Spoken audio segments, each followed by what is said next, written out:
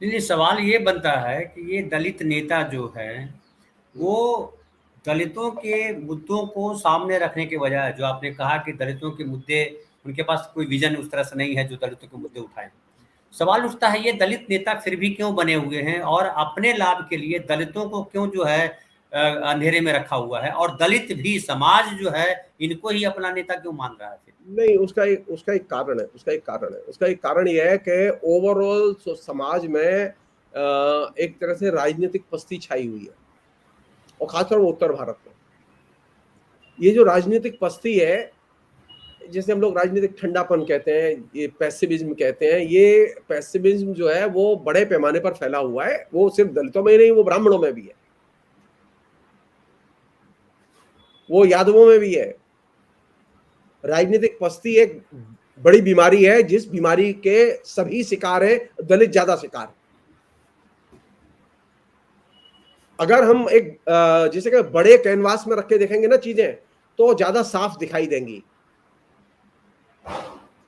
ये नेताओं के जरिए बात तो शुरू कर सकते हैं, लेकिन इन पर बात नहीं कर सकते क्योंकि इन्होंने कोई काम नहीं किया। मुझे उस जनता को देखना होगा जो जनता नीचे इस पूरे के पूरे माहौल में एकदम पस्त पड़ी हुई है।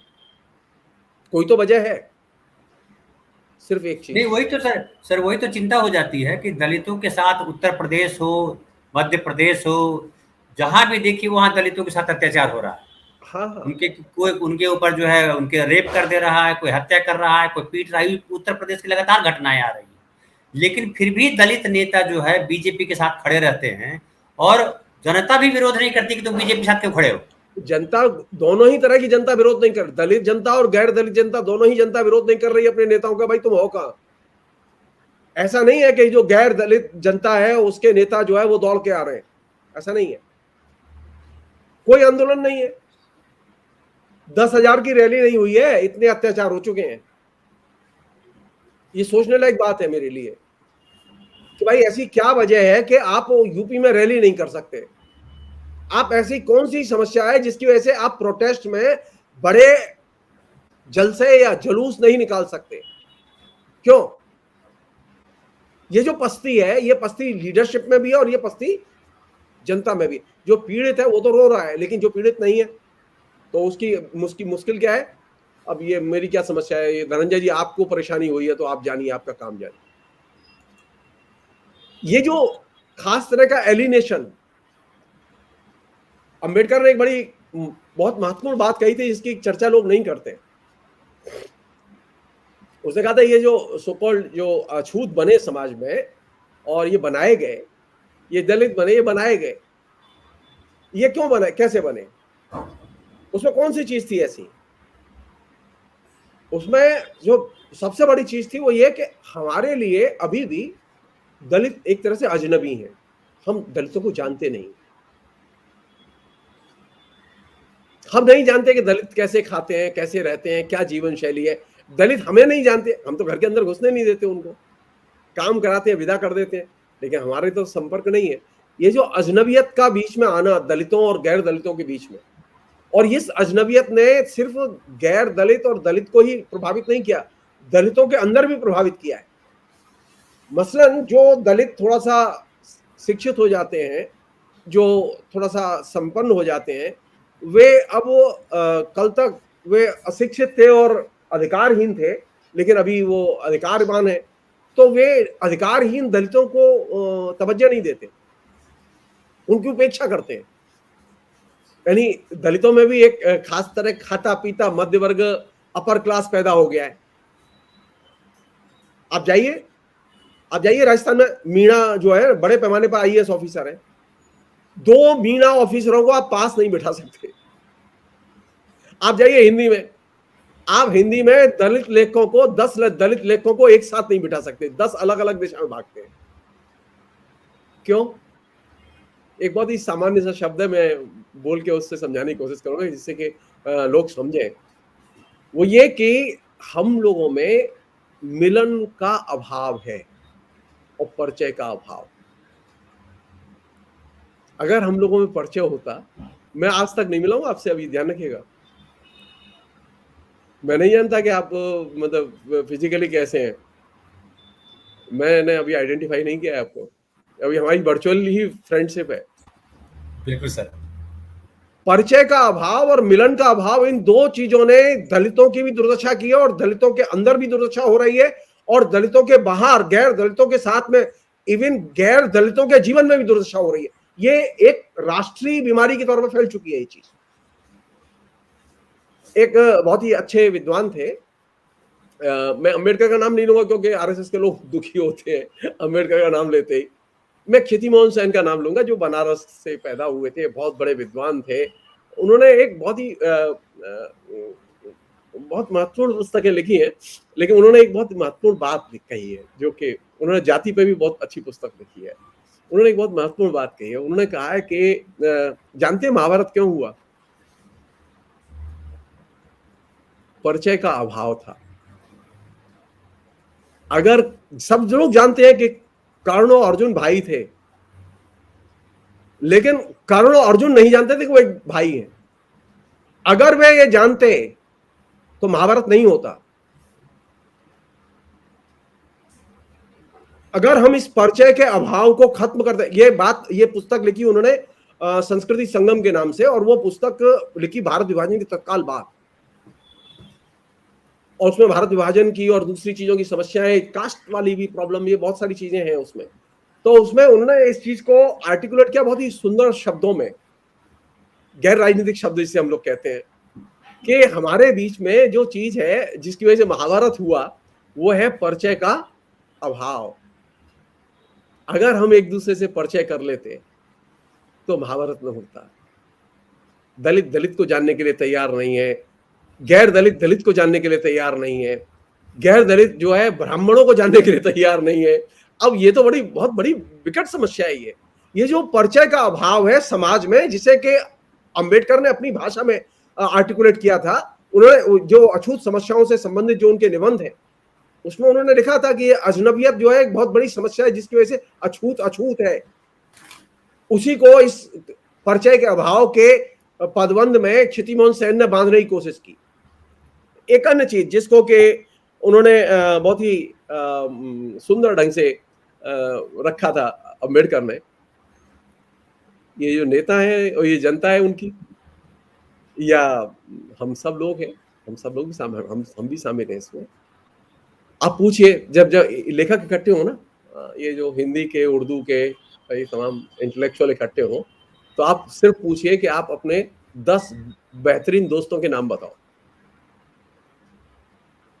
आपको मैं बता रहा हूं, मुझे मध्य वर्ग के बुद्धिजीवियों में काम करते करते मेरे जीवन गुजर गए। आपको चौंकाने वाला फैक्ट सामने आएगा कि हम में से अधिकतर लोगों के 10 जो अच्छे दोस्त हैं, उनमें 2 दलित दोस्त नहीं है, 2 मुसलमान दोस्त नहीं है। अगर 100 लेखक चुनेंगे आप, तो उसमें से 95 लेखक, 95 बुद्धिजीवी, 95 शिक्षित लोग ऐसे मिलेंगे जिनके कोई दलित या मुस्लिम दोस्त नहीं है। कितने बढ़िया लोग हैं हम लोग। रोज भाषण देते हैं, रोज बहुलतावाद समझाते हैं, रोज संस्कृति समझाते हैं, राजनीति समझाते हैं, और कहते हैं मिलकर रहना चाहिए, लेकिन अपना दोस्त ही नहीं बनाते। बहुत बड़ी बात है सर। जी नहीं, हम अपनी पहले यहां से लड़ाई शुरू करें। मेरे बचपन से दोस्त हैं, मुस्लिम भी दोस्त हैं, दलित भी दोस्त हैं, बचपन से। जब मैं मथुरा में था, जब मैं जनेऊ पहनता था, चोटी रखता था, तब से मेरे दोस्त हैं। क्यों कह रहा हूं मैं? हम जानते नहीं है, और जानते नहीं है इसलिए हम उनके बारे में सवाल भी नहीं खड़े करते। आप तो मतलब आप तो दलितों की पिटाई की बात कर रहे हैं। मैंने तो अपने घर में पिटाई अपने पिता से खाई है दलितों से मिलने के लिए।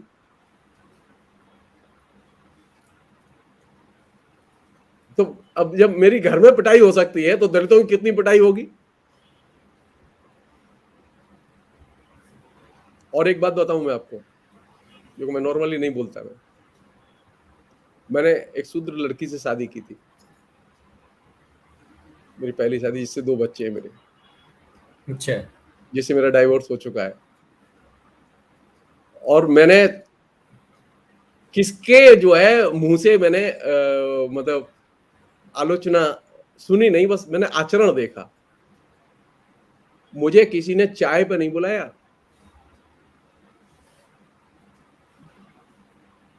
हाँ, ये बात दूसरी थी कि मैंने दूसरी भी जो शादी, मैं कोर्ट मैरिज ही की, मैंने फेरे नहीं डाले थे, मैंने मतलब दावत नहीं दी थी, मैंने जैसे कहते हैं जश्न मनाना। आप दलित समाधान कहां से खोजेंगे? संपर्क नहीं होंगे आपके, तो दलितों के साथ में आपके समाधान होंगे? सामाजिक संपर्क न होना अछूत समस्या के दूसरा बड़ा कारण था।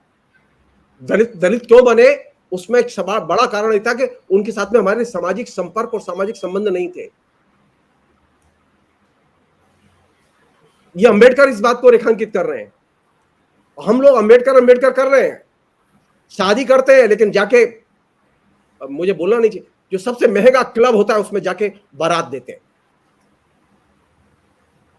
आप नहीं लड़ सकते, नहीं लड़ सकते। एक अच्छे विचार के लिए एक विकसित आचरण बेहद जरूरी है।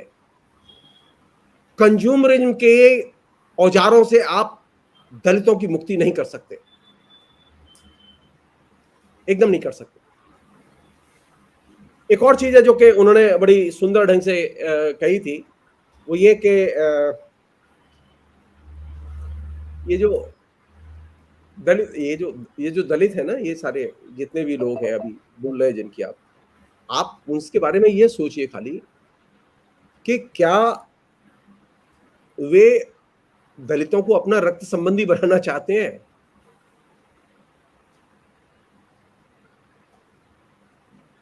जो गैर दलित हैं, दलितों के एजेंडे को लेकर चलना चाहते हैं, और जो दलित हैं वे क्या दूसरी जाति के लोगों में जाके वे शादी ब्याह करके रक्त संबंध बना के लाना चाहते हैं? ये हो ही सकता है ना, दलित की शादी ब्राह्मण के साथ हो। ये किसने कहा कि दलित की शादी सिर्फ दलित के ही साथ हो? अगर ऐसा होता, हाँ, ऐसा होता, मैं एक बहुत ही अजीब सी बात है जो कि रावण का जो पिता था वो तो ब्राह्मण था, रावण की मां राक्षसी थी। तो रावण को किसके नाम से जानते हैं हम? राक्षस कहते हैं ना, राक्षस कहते हैं ना, ब्राह्मण नहीं कहते। क्यों? सारे देश में, सारी दुनिया में बाप से पहचाना जाएगा बेटा, लेकिन यहां रावण जो है वो अपनी मां से पहचाना जाएगा। कमाल है।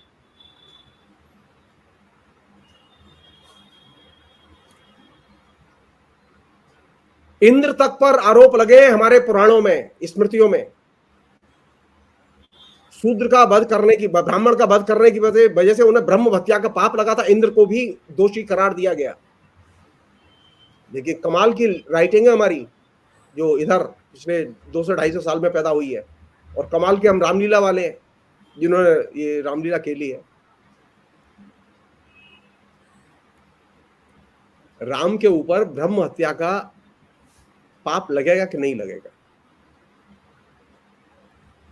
रावण लगा तो सर, प्रायश्चित तो किया सर। रावण राक्षस नहीं था। दिक्कत कहां है? दिक्कत बहुत बड़ी है, जिसकी तरफ मैं आपको खींच के ले जाना चाहता हूं। दिक्कत यह है धनंजय जी कि ये जो दलित पॉलिटिक्स है ना, आप ध्यान रखिए कि सबसे पावरफुल दलित पॉलिटिक्स है साउथ में, और खासतौर पर तमिलनाडु में। और तमिलनाडु के जो दलित लीडर हैं वो सचमुच में रियल दलित लीडर हैं। एक जमाने में जब भक्ति आंदोलन 5वीं शताब्दी में अलवार संतों ने शुरू किया, तो सारे नेता जो है वहां जो संत कवि थे वो सब दलित थे, लेकिन उन्होंने ब्राह्मणवाद का विरोध नहीं किया था। तो पूरे दक्षिण में जो भक्ति आंदोलन चला ना, उसमें ब्राह्मणवाद का विरोध नहीं है। अच्छा, फिर भक्ति आंदोलन हमारे यहाँ भी चला उनसे प्रभावित होके। हमारे यहाँ सब कबीर की प्रशंसा करते हैं ना, हम लोग भी बोलते हैं, लेकिन हम भूल जाते हैं कि हमारे यहाँ कहने को उन्होंने उच्च वर्ण के लोगों की और ब्राह्मणों की सत्ता को चुनौती दी, जो कि साउथ में ये चीज नहीं थी। लेकिन एक चीज तो थी, दलित की मुक्ति कैसे होगी, उसमें उत्तर छिपा हुआ आपकी राजनीति का। 3 ऑप्शन है मेरे पास, ज्ञान, कर्म और भक्ति। जो पूरे भक्ति आंदोलन के कवि थे, उनमें अधिकतर लोग, दो एक दलित लेखकों को छोड़ के, अधिकतर लेखक वो जोर देते रहे कि भक्ति करोगे तो मुक्ति मिलेगी, कर्म से मुक्ति नहीं मिलेगी, ज्ञान से मुक्ति नहीं मिलेगी। ये जो अभी चमचागिरी चल रही है ना, ये भक्ति का जो है नवीनतम संस्करण है, जीतन राम मांझी का। आप इससे आप प्रसाद तो ले लेंगे मोदी से, लेकिन दलितों की मुक्ति नहीं होगी। दलितों की मुक्ति होगी जब उनकी कर्म संस्कृति को और उसकी ज्ञान संस्कृति को हम विकसित करें। तो एक विरासत चली आ रही है जो कॉमन है इनमें, जो आपने जहां से बात शुरू की थी वहीं ले जाना चाहता हूं कि आखिर ये दलित नेता वहां क्यों जा रहे हैं। कारण क्या है कि इसका एक पहले से एक ढांचा हमारे ट्रेडिशन में बना हुआ है कि तुम भले ही दलित सही, तुम भले ही भक्त सही, तुम्हारी भक्ति अच्छी है, तुम्हें ज्ञान और कर्म नहीं। इसलिए आप देखेंगे पूरे इस एरिया में, भारत में खासतौर पर, कर्म की संस्कृति और श्रम की संस्कृति और श्रमिक, इनके प्रति एक तरह से हेट्रेड का भाव है। और ये जो चीज है, ये चीज आपको कहां से मिली है, विरासत में।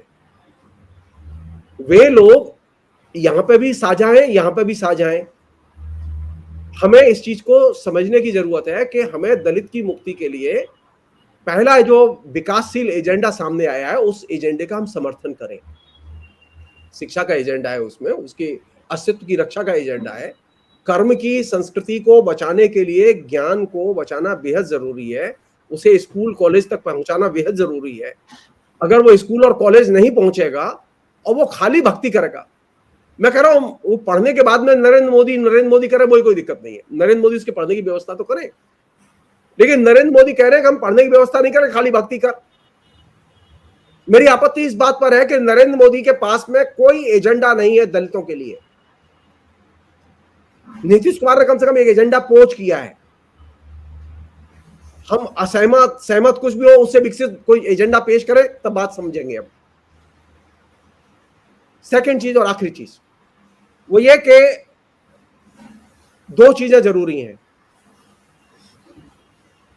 एक तो ये कि मिली जुली कल्चर, अगर साझा संस्कृति का हम विकास नहीं करते, और साझा संस्कृति का विकास आप सिर्फ सेक्युलर संस्कृति के आधार पर कर सकते हैं, आप हिंदुत्व की संस्कृति के आधार पर साझा संस्कृति का विकास नहीं कर सकते। और अगर हम साझा संस्कृति का विकास करना चाहेंगे तो अगला कदम यही होगा कि हमारी साथ साथ दावतें हो, हम खाएं, एक दूसरे के यहाँ जाके भोजन करें, और हम एक दूसरे के साथ में शादी ब्याह के संबंध बनाएं। लगातार लोगों को इंटरकास्ट मैरिज करने से रोका जा रहा है, उनके बाकायदा शादियां रोकी जा रही हैं, उनके घरों पर धरने दिए जा रहे हैं। ऐसे में एक नहीं 10 उदाहरण बता सकता हूं आपको, दिल्ली और उसके आसपास के इलाके के। सुबह जाते हैं आरएसएस के लोग, बाकायदा मैरिज ऑफिसर के यहाँ नोटिस बोर्ड देखते हैं और देख के पता करते हैं किस जाति के लड़के हैं, किस जाति की लड़की है।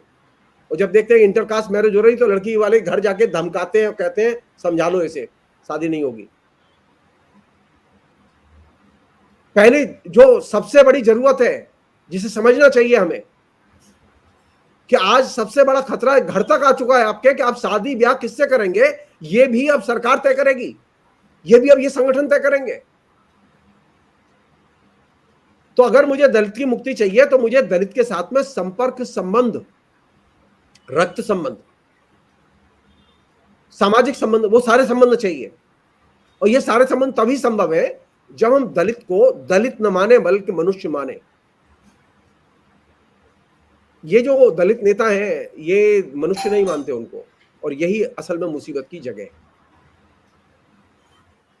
जी सर, बहुत बहुत धन्यवाद सर, आपने बहुत डिटेल में बतला दिया। और ये हमारे दलित समाज के लोग ही नहीं बल्कि हम सब समझ लें तो बड़ी अच्छी बात है।